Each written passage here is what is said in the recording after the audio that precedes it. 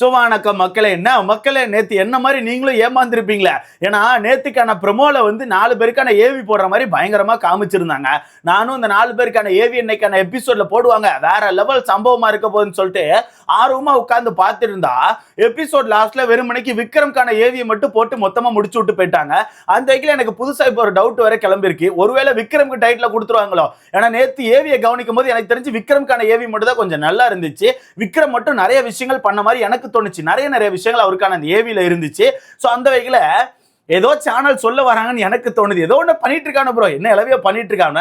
ப்ரொமோல 4 AV போட்டு காமிக்கிற மாதிரி காமிச்சிட்டு எபிசோட்ல பார்த்தா ஒரே ஒரு ஏவி தான் வச்சிருக்காங்க.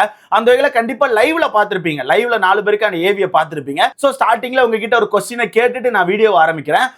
அந்த 4 பேருக்கான ஏவில உங்களுக்கு எந்த ஏவி பிடிச்சிருந்துச்சு? இந்த ஏவி வந்து மாசா இருந்துச்சு ப்ரோ, இந்த ஏவி வந்து வேற லெவல்ல இருந்துச்சு ப்ரோ, இந்த ஏவி தான் எனக்கு பிடிச்சிருந்துச்சு ப்ரோன்னு சொல்லிட்டு எந்த ஏவியை சொல்லுவீங்கன்னு சொல்லிட்டு மறக்காம கமெண்ட்ல போட்டுருங்க. என்ன கேட்டா நான் 5வது ஒரு ஆப்ஷன் ஆட் பண்ணி கானா வினோத்துக்கான ஏவி தான் சொல்லுவேன். ஏன்னா இந்த 4 பேர் ஃபைனலிஸ்டா இருந்தாலுமே கானா வினோத்துக்கான ஏவி இருக்கு தெரியுமா, அந்த ஏவி பக்கத்துல வர முடியாது. ஏன்னா அந்த மனுஷனுக்கான ஏவி வந்து ஒரு படம் மாதிரி இருந்துச்சு, ஒரு மூவி மாதிரி இருந்துச்சு. அந்த மாதிரி மனுஷன் ஸ்டார்டிங்ல இருந்து என்னென்ன பண்ணாப்ல, அந்த மனுஷனுக்கான சண்டை, அந்த மனுஷனுக்கான காதல், அந்த மனுஷனுக்கான அன்பு, அந்த மனுஷனுக்கான அழுகை, எல்லா விஷயத்தையும் காமிச்சிருப்பாங்க. அந்த மனுஷனுக்கான ஃப்ரெண்ட்ஷிப், எல்லா விஷயத்தையுமே பயங்கரமா காமிச்சிருந்தாங்க. அந்த வகையில என்ன கேட்டா இந்த 4 பேருக்கான ஏவியை தாண்டி எனக்கு கானா வினோத்தர்களுக்கான ஏவி தான் பிடிச்சிருந்துச்சு. பட் இருந்தாலும் இந்த 4 பேருக்கான ஏவில சொல்லணும்னா எனக்கு விக்ரம்கான ஏவி உண்மையாவே பிடிச்சிருந்துச்சு ப்ரோ. ஏன்னா அந்த மனுஷன் நிறைய பண்ணியிருந்தாப்ல, வீட்டுக்குள்ள பயங்கரமா உழைப்ப போட்டிருந்திருக்காப்ல அப்படிங்கறது அந்த ஏவிலே தெரிஞ்சு. நிறைய விஷயங்கள் இருக்கு அந்த மனுஷனுக்கான அந்த ஏவில, ஏகப்பட்ட விஷயங்கள் இருக்கு. லைவ்ல பார்த்தவங்க எக்ஸ்ட்ரா நிறைய விஷயங்கள் பார்த்திருப்பீங்க. ஏன்னா எபிசோட்ல கொஞ்சம் கம்மியா போட்டிருந்தாங்க, லைவ்ல இன்னும் கொஞ்சம் நிறைய வந்துச்சு. ஓகேவா? சோ அந்த வகையில ஃபர்ஸ்ட் கேட்டா நான் விக்ரம்கான ஏவி தான் சொல்லுவேன். 2வது சபரிக்கான ஏவில எடிட்டிங் பிடிச்சிருந்துச்சு. சபரிக்கான ஏவிங்க பொறுத்தவரைக்கும் எடிட்டிங் செம்மையா இருந்துச்சு. ஓகேவா? அந்த மனுஷன் எதுவுமே பண்ணலனா கூட அந்த மனுஷன் ஒரு கண்டென்ட் பிளாக்கரா தான் இருந்தாரு. நமக்கே தெரியும், என்ன சண்டை நடந்தாலும் அந்த சண்டைக்குள்ள போயிட்டு ஏய் ஏய் அப்படின்னு சொல்லிட்டு கத்துவாப்ல.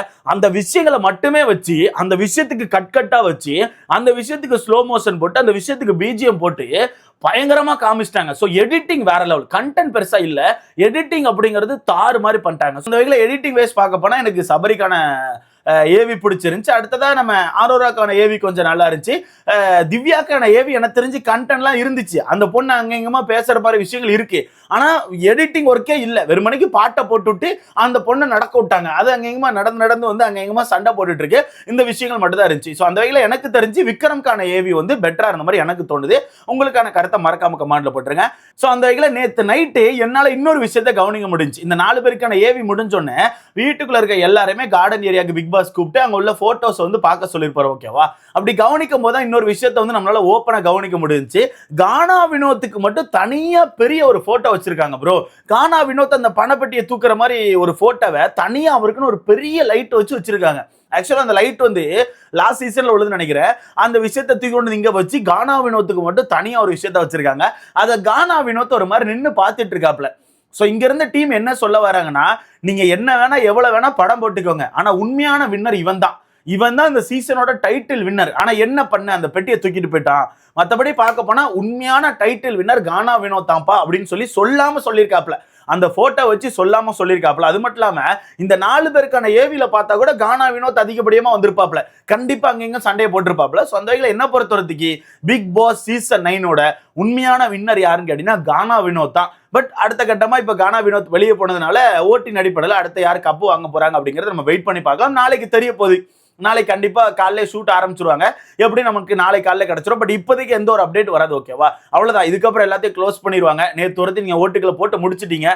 இன்னைக்கு என்னதான் விஷயங்கள் வந்தாலும் அது ரூமர்ஸா தான் இருக்கும். ஏன்னா இன்னைக்கு என்னதான் ஷூட் ஸ்டார்ட் பண்ணாலும் அது வந்து இந்த ஃபினாலேக்கான அந்த மெயின் கோர் ஷூட் கிடையாது. ஓகேவா? இன்னைக்கு வந்து ஷூட் ஸ்டார்ட் பண்ணுவாங்க. அது என்னன்னா வெறுமனைக்கு இந்த டான்ஸ் பண்றது, அது மட்டும் இல்லாம வீட்டுக்குள்ள வந்து இந்த இருக்க அந்த 4 ஃபைனலிஸ்டுக்கு அந்த ஃபைனலிஸ்டுக்கான ட்ரெஸ்ஸை கொடுத்து அதை வச்சு சும்மா வீட்டுக்குள்ள ஒரு ஷூட் மாதிரி பண்ணுவாங்க. அவ்வளவுதான். அதை தாண்டி இந்த ஸ்டேஜுக்கான ஷூட் எல்லாமே நாளைக்கு தான் நடக்கும். நாளைக்கு காலையில தான் அதை பண்ணுவாங்க. ஸோ வெயிட் பண்ணி பார்க்கலாம். ஸோ நேற்று அந்த கானா வினோத்துக்கான போட்டோ பார்த்தோன்னே எனக்கே ஒரு மாதிரி ஆயிடுச்சு. அப்ப கானா வினோத் ஒரு மாதிரி அந்த இடத்துல பார்த்துட்டு இருந்தாப்ல. அப்போ இன்னொரு விஷயத்தை என்னால அங்க கவனிக்க முடிஞ்சு, அதிகப்படியா நம்ம காமு மாமா வந்து எல்லாருக்கான ஏவில ரிஜிஸ்டர் ஆயிருக்காப்ல. அது மட்டும் இல்லாம அங்க இருந்த போட்டோஸ்லயுமே நம்ம காமு மாமா அதிகமா இருந்தாப்ல. சோ அந்த காமு மாமாவும் இந்த வீட்டுக்குள்ள ஏதோ சம்பவம் பண்ணியிருக்காப்ல. அந்த மனுஷனுமே ஏதோ சம்பவம் பண்ணியிருக்காப்ல. அப்ப கானா வினோத்தே கொஞ்சம் ஃபீல் ஆயிட்டாப்ல. கானா வினோத் வந்து காமு மாமா வந்து கானா வினோத்தை கழுத்துல வச்சு தூக்கிட்டு ஒரு மாதிரி ஒரு பிக் இருக்கும்ல, அந்த பிக்கோட ஃப்ரேம் அங்க வச்சிருந்திருக்காங்க. அந்த ஃப்ரேம் எடுத்து காமிக்கிறாப்ல, பிக் பாஸ்ட காமிக்கிறாப்ல. காமு உன்னை நான் மிஸ் பண்றேன்னு சொல்லிட்டு எனக்கே கொஞ்சம் வருத்தமா தான் இருந்துச்சு. அதான் ப்ரோ, நம்ம என்னதான் காமுவோ பார்வை போட்டு அடியன்னு அடிச்சிருந்தாலும் அவங்க தான் ஏதோ ஒரு வகையில் நமக்கு கண்டென்ட் கொடுத்தாங்க. நெகட்டிவ் கண்டென்ட் தான், பட் கண்டென்ட் கொடுத்தாங்க. ஸோ ரெட் கார்டு அந்த மேட்டர் மட்டும் வராமல் இருந்துச்சுன்னா இந்த மாதிரி ஒரு ஃபைனலிஸ்ட் வந்திருக்கவே மாட்டாங்க. என்னை பொறுத்தவரை இந்த 4 பேர்ல ஒரு 2-3 பேர் டிசர்வே கிடையாது ப்ரோ. ஓப்பனாக சொல்லப்போனா ஒரு 2-3 பேர் டிசர்வே கிடையாது.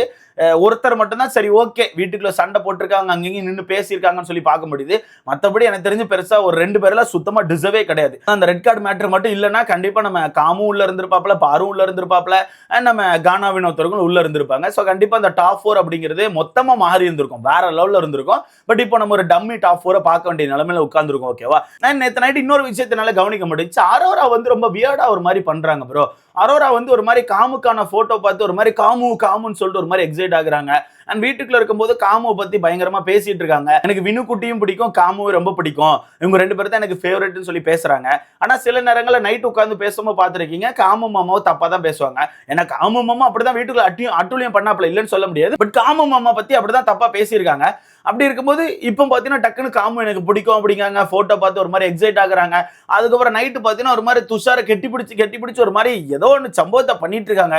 அவனை விடவே மாட்டேங்காங்க. ஒரு செகண்டுக்கு ஒருக்கா கெட்டி பிடிச்சிக்கிட்டே இருக்காங்க. ஏதோ ஒன்று பேசுறாங்க கெட்டி பிடிக்காங்க, ஏதோ ஒன்று பேசுறாங்க கெட்டி பிடிக்கிறாங்க. நேற்று 2மே தலை ரூம்ல வேற உட்கார்ந்து இருந்துச்சு. அங்க வேற அரோரா வந்து ஒரு மாதிரி கண்ட்ரோலை மீறி பாஞ்ச மாதிரி பாஞ்சிட்டு இருந்தாங்க. நான் கூட அந்த ரெஸ்ட் ரூம் மேட்ரு மாதிரி ஏதாவது ஒரு சம்பவம் நடந்துருமோ நினைச்சேன். பட் பரவாயில்ல, ஆட்கள் நிறைய இருந்ததுனால அந்த சம்பவங்கள் மிஸ் ஆயிருச்சு. பட் கொஞ்சம் கஷ்டமா இருந்துச்சு ப்ரோ. இந்த இடத்துல காமு இல்லாத எனக்கு கொஞ்சம் கஷ்டமா இருந்துச்சு. அந்த மனுஷன் இருந்திருக்கலாம், இந்த அளவுக்கு எக்ஸ்ட்ரீம் போகாம அந்த மனுஷன் இருந்திருந்தா அந்த மனுஷனுக்கான ஏவி இருந்திருக்கும். அந்த மனுஷன் ஏவியில கண்டிப்பா கானா வினோத்துக்கான ஏவி மாதிரி எல்லா விஷயமும் இருந்திருக்கும். காதல்ல இருந்து, சண்டையில இருந்து, நட்புல இருந்து, கண்ணீர்ல இருந்து எல்லா விஷயங்களும் இருந்திருக்கும். நான் வந்து காமு மாமாவை மட்டும் தான் லைட்டா மிஸ் பண்றேன், பார்வெல்லாம் பெருசா மிஸ் பண்ணல. நீங்க யாரை மிஸ் பண்றீங்க? காமு, பார்வ, இந்த 2 பேர்ல யாரை மிஸ் பண்றீங்கன்னு சொல்லிட்டு மறக்காம கமெண்ட்ல போட்டுருங்க. அண்ட் இந்த 2 பேருமே ஃபினாலே ஸ்டேஜுக்கு வரதா ஒரு சில விஷயங்கள் சொல்லிட்டு இருக்காங்க. அதை பத்தி கண்டிப்பா இன்னைக்கு மத்தியானத்துக்குள்ள அப்டேட் கிடைச்சிரும், கண்டிப்பா கிடைச்சிரும். ஏன்னா இன்னைக்கு ஷூட் ஸ்டார்ட் பண்ணுவாங்கல்ல, ஒரு சில சம்பவங்களை பண்ணுவாங்க. ஏன்னா நேத்தே பழைய போட்டியாளர்கள்லாம் வெளியே வந்திருப்பாங்க. நேற்று அந்த ஷூட் முடியும் போதே நேற்று நைட்டை எல்லாரும் வெளியே வந்திருப்பாங்க. இன்னைக்கு ஷூட்ல வந்து ஆக்சுவலா அந்த ஃபினாலே ஸ்டேஜில் ஒரு சில சம்பவங்கள் பண்ணுவாங்க, ஒரு சில பேர் டான்ஸ் ஆடுவாங்க, இந்த மாதிரி விஷயங்கள் இருக்கும். ஸோ அதை வச்சு நம்ம கண்டுபிடிச்சிடலாம் ஃபினாலேக்கு இவங்க வராங்களா இல்லையா அப்படிங்கிற விஷயத்த கண்டுபிடிச்சிடலாம். ஸோ வெயிட் பண்ணி பார்க்கலாம்.